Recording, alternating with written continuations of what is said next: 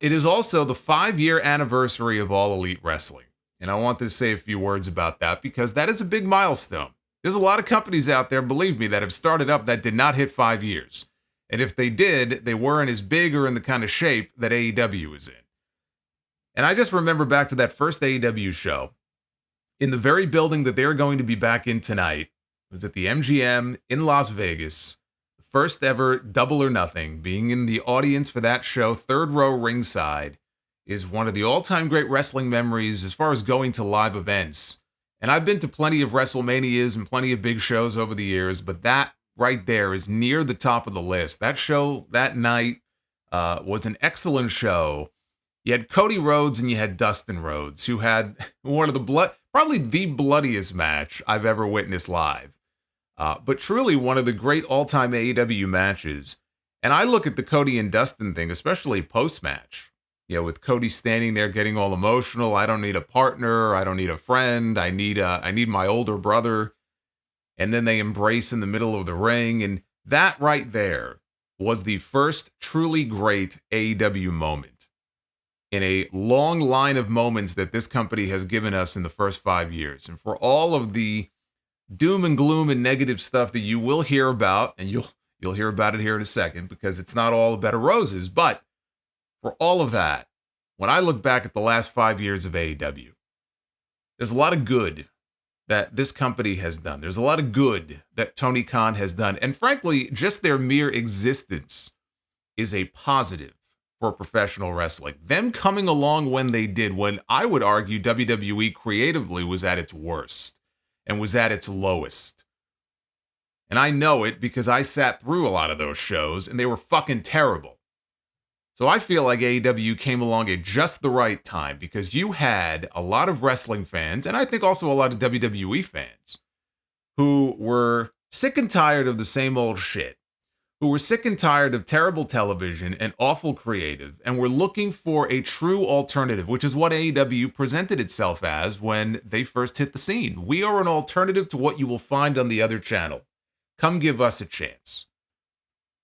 And finally, it was nice for the first time in many, many years to have a major promotion that had a lot of money behind it and had real TV behind it sprout up from the ashes of WCW. And it had been many years since TNA was really a viable force. I mean, TNA had that little era there on Spike for a number of years, but that was so long ago.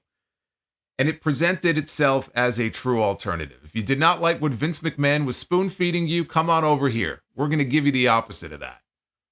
And that wasn't always true because it's not like everything they did was exactly the opposite of how WWE did it. But I look at AEW and the opportunities that this company presented to so many different people to get a national platform and a national stage to get themselves over. And I think of men like MJF.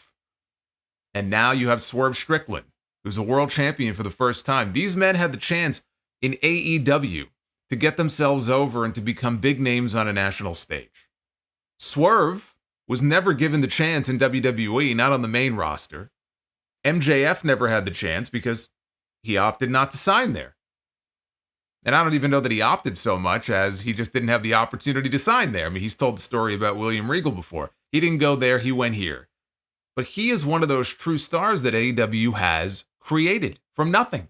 Yeah, I mean, he was doing stuff in MLW before him, but I mean, in terms of truly creating a big star, he would be the first true one that this company has created, easily its biggest in the past 5 years.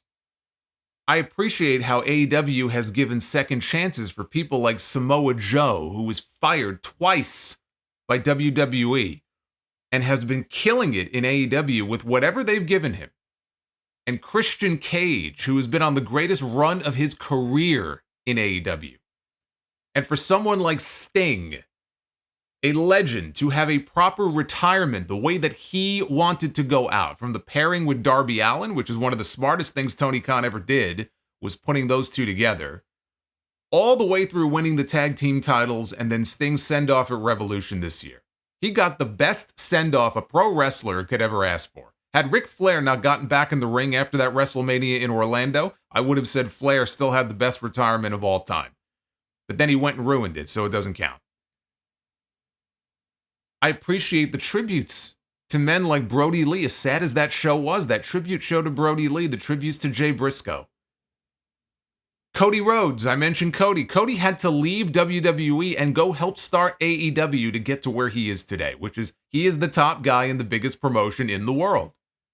He doesn't get to finish the story if he doesn't first prove himself to be a main event level performer working for AEW. And if you are not a WWE fan, you may not see this as a positive because Cody isn't here anymore in AEW. But as a wrestling fan, I do. I do appreciate it. And I'm glad that Cody got that chance, but that doesn't happen without AEW. AEW brought CM Punk back to wrestling. It took 7 years, but it was AEW, not WWE, that brought him back. And this one was a double-edged sword. On the one hand, Punk did big business for Tony Khan. He was good for ratings. He was good for pay-per-view buys. He was instrumental in AEW getting 2 more hours of television on Saturday nights. He had that great program with MJF, one of the great programs in company history. We got to see Punk and Joe work together again, which if you're an old Ring of Honor fan, I mean, how cool was that? First time they worked together, and probably the last, in I don't even know how many years, almost 20. Overall, you would have to say that he was a net positive more than a negative, but the negative and the way that whole situation was handled with him and the Elite was a complete disaster. And AEW has not felt like the same company since. And that's not only on Punk, that's on Tony Khan, who mishandled that entire situation from day one. And from that came the now infamous Hangman promo, which happened, I think, 2 years ago, almost to the day, if not to the day. And from then on, it just spiraled out of control because Tony Khan didn't know how to be a leader and lead. He failed to put the grease fire out before it turned into a raging inferno, and it ended up costing him a lot of money and his biggest star. But Punk did a lot of good for him and his company before it all went to hell. If AEW doesn't exist, I don't know that we ever get CM Punk back. You know, maybe we do. Maybe Vince McMahon goes away just like he did. Triple H and Nick Khan take over, and they end up bringing back Punk regardless. But it was AEW and Tony Khan that brought him back. I like that they have been working with outside promotions like New Japan Pro Wrestling and bringing us shows like Forbidden Door, which now feels like it's mostly run its course at this point. It definitely doesn't have the same feel that it did at the beginning. But just the fact that it happened at all was something very cool when they first started doing it. WWE would have never, because they didn't have to. But as a fan, it was something I was excited to see a major company do. You know, Tony Khan should be very proud of what his company has been able to accomplish in just these first 5 years. Getting national television, which everybody tries to do and most fail, or they end up on some shitty network that nobody watches. For the first time in 2 decades, we got pro wrestling back on the Turner networks. They put 80,000 people inside Wembley Stadium, which is something nobody other than WWE would ever be able to do. And it's nice to know that there's at least one other promotion in the world that can actually do that. Their talent roster is unbelievable. I got a question in the mailbag recently asking if the current AEW roster is the best wrestling roster ever assembled. I went with the WWE roster from 2002, mainly because of that SmackDown roster. But if we're talking bell to bell in ring, best roster ever, top to bottom, it may well be. So he has a lot to hang his hat on.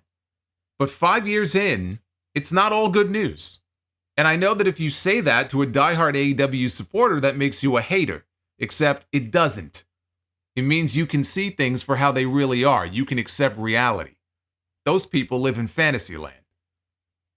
And catering only to those people is not going to grow AEW. Their numbers have stagnated. Not even stagnated, they've gone down. Whether it's ratings or attendance, you want to be going up, not down. And it feels like they've hit a wall, and no matter what Tony does, no matter how many big names he signs, it just doesn't seem to make a difference. Ospreay and Okada and Monet, how many millions has Tony spent so far, and none of it has made a difference?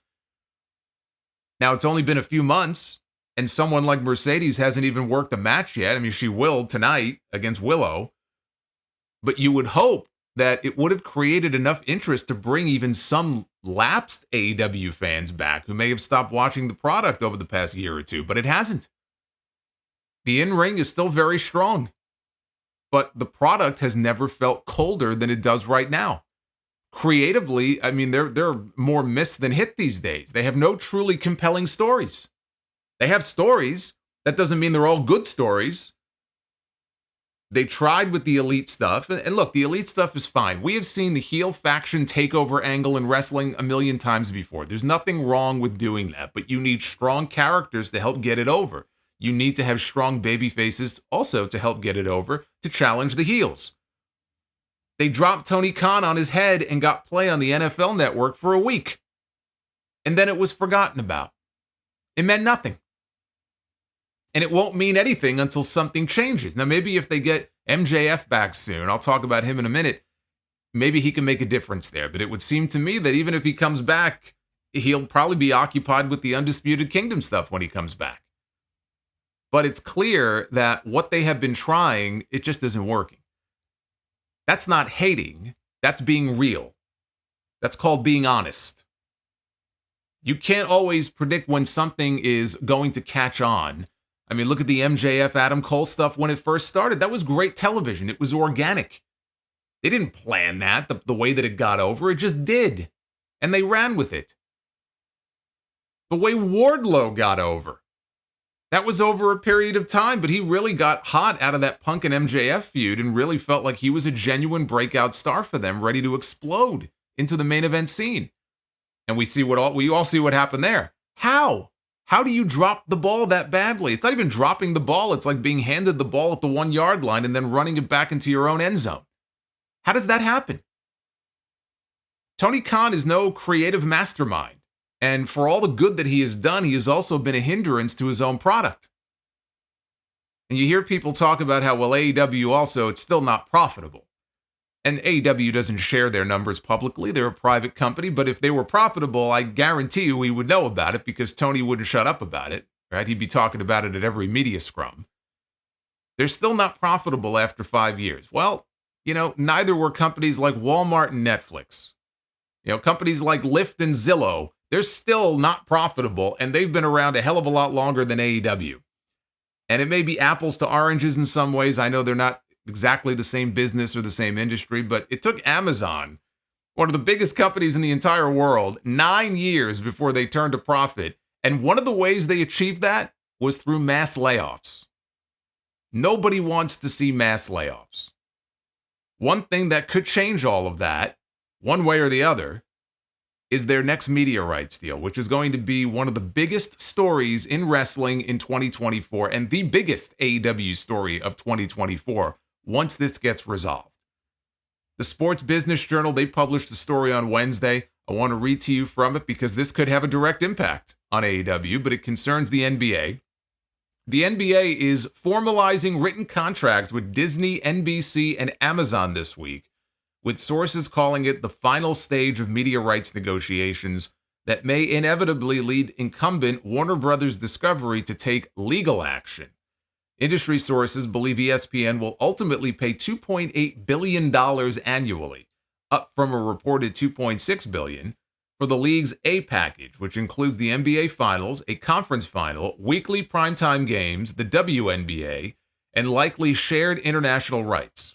NBC's proposed B package is believed to be now worth $2.6 billion annually, up from a reported $2.5 billion, and would probably include a basketball night in America on Sunday nights following the NFL season, a total of 2 primetime windows a week, conference semifinals, and a conference final. Amazon's deal is believed to be worth between $1.8 and $2 billion and would likely include the Emirates in-season tournament, the SoFi play-in tournament, first-round playoff games, the WNBA, and international rights. The final tweaks, which sources said have been fluid and changing almost every other day, are expected to be finalized in the coming days or week, at which time sources said all 3 networks will go to their respective boards to have the written bids ratified. At that point, sources said the league will take NBC's contract to Warner Brothers Discovery to see if the CEO, David Zaslav, is able to match it in, quote, total value. Considering Warner Brothers Discovery is $40 billion in debt, and does not have the over-the-air infrastructure of NBC, sources believe that Warner would need to pay more than $2.6 billion to match the deal, and that NBC's overall bid could be structured in a way that makes it virtually impossible for Warner to equal. Sources say Zaslav would then essentially have three choices: pass on the NBA, drastically overpay for the B package, or take the NBA to court over the definition of a match. In that event, sources said the league will contend that a match is not dollar for dollar, and that specifically a match would need to include the same ad revenue, broadcast windows, etc., something that Warner apparently disagrees with. Sources said the NBA is prepping its lawyers for a possible inquisition or lawsuit. It is also becoming clear how Warner reached this perilous point in negotiations. During Disney and Warner Brothers' exclusive negotiating window from mid-March to April of 2022, industry sources said that Disney was firm about not letting the A package go on the open market, so it doubled its old rights fee of $1.4 billion annually to $2.8 billion. But those same sources said that Zaslav, whose company paid $1.2 billion for NBA media rights a decade ago, believed that he would only have to pay between $1.8 billion and $2.1 billion to retain the B package this time around, and he refused to double to $2.4 billion. That is why the bidding ventured into the marketplace and why NBC leaped in. If Warner Brothers does in fact lose the NBA, 2024-25 will be its final season under the current deal. Now, Dave Meltzer did have one little nugget to add to all this. Now, he mentioned that one person whose past includes bringing and running pro wrestling to a new station told The Observer, Warner Brothers Discovery affiliate fees are contractually tied to having NBA rights. Losing those will trigger a renegotiation and reduction of current fees. AEW is not big enough to drive affiliate fees. WWE is, but only recently. It's included in USA's carriage agreements and is the main reason that USA kept SmackDown after losing Raw. Given that we know that wrestling performs below average in advertising, I don't think this is a good development for AEW. Bidders make markets. Hard to see anybody paying up for a Tier 2 property in this environment, but I hope I am wrong. I mentioned those carriage fees last week. That could play a very big role here. But it's like I said, I expect them to get an increase, but nothing astronomical. Just because they're potentially losing the NBA here, does not mean, well, we have all of this money that we were going to give to the NBA, and now we could just give most of it to AEW. No fucking person in their right mind believes that. They don't need an astronomical increase for a stable future. They just need a healthy increase and a long-term commitment, whether that's 3 years, 5 years, maybe longer. That's all they need. That's what every AEW fan should be hoping for. If they get that, then it's smooth sailing as far as their future is concerned. But even still, that does not mean that there are not serious issues that still need to be addressed in this company. Trying to come up with that one big idea that hits, or that one star that really catches fire, that's a harder thing to solve. But there are other problems that are tied into the booking, and it all goes back to Tony Khan. So while the TV story may be the biggest thing yet to play itself out, and that will tell the tale of their future, that's not where their problems end. And as long as they recognize that, then hopefully they can take steps to remedy it, because if not, and they and their fans keep denying that anything is wrong, then that's going to be terrible for AEW's future. And nobody wants to see that.